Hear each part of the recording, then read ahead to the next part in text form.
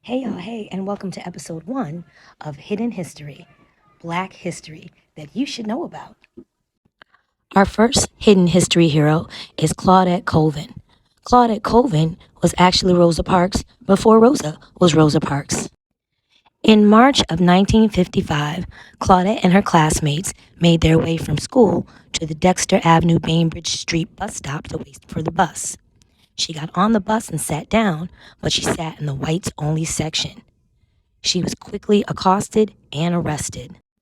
The rules in Montgomery stated that if all the seats were filled, that a black passenger had to get up for a white passenger. But Claudette said, I just couldn't move. My ancestors kept me still in that seat, so she didn't move. So she was forcibly removed and arrested that day. Claudette was 15, a minor, and she was pregnant. And instead of going to the juvenile facility, they drove her to the city jail instead.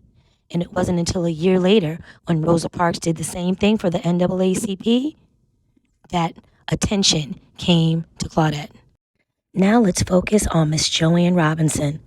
Although not as well known as Rosa Parks or Dr. King, Joanne Robinson was perhaps the individual most instrumental in planning and publicizing the 1955 Montgomery bus boycott. Joanne Robinson proposed the idea of a boycott more than a year and a half before it was actually implemented. Joanne was born near Culloden, Georgia, April 17, 1912, and she had her bachelor's and master's degree in education, and she was a public school teacher in Macon, Georgia. In 1949, Miss Robinson was verbally attacked by a bus driver for sitting in the front white-only section of the bus. The whites-only section was empty, except for maybe one or two people a few rows ahead of her. Out of fear that the incident would escalate and that the driver would go from verbal abuse to physical abuse, Robinson left the bus. Her initial response was to protest and boycott, but she was met with resistance. When she brought the idea of protest and boycotting to her fellow women of the Women's Political Council, an all-black women's group, they said, well, that's just the way of life here in Alabama. You're just going to have to get used to it. In late 1950, she became the president of the Women's Political Council, this all-black women's group, and took matters into her own hands. She organized a boycott.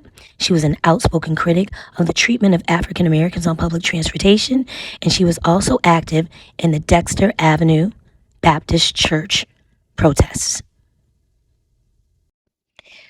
A year and a half later, in 1955, when Rosa Parks was arrested, they seized the opportunity to have a bus boycott.